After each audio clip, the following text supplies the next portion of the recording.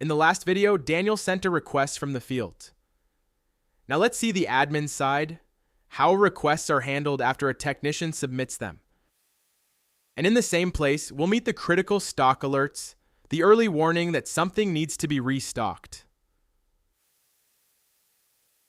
From the dashboard, we open requests. Every request from the team is here, and at the top is the one Daniel just sent. Admins and authorized dispatchers can review these requests. The request appears for the admin in the notification bell and in this approval screen so you never miss one. On the request itself, everything you need to judge it. Who submitted it, exactly when, and which location the items would be deducted from. The note tells you which job it was for, and the cost shows the total parts cost of that job. Below, the items the request is built from.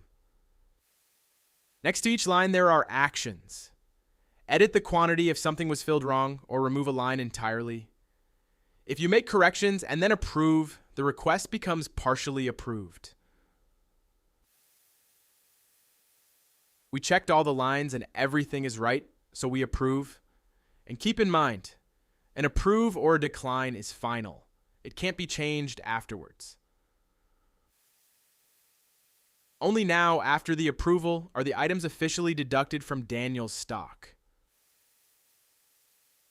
Every request stays here as a record.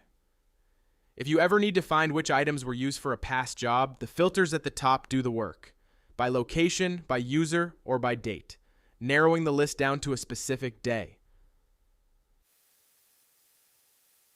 Now the second tab, critical stock.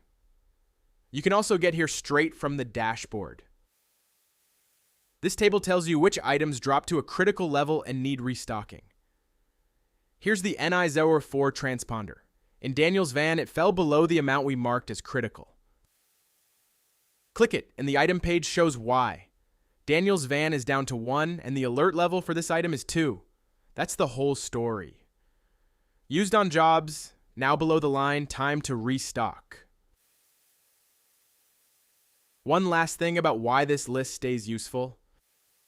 When approved usage or a stock adjustment brings an item down to its notify at quantity, Lookeyz creates a critical stock alert.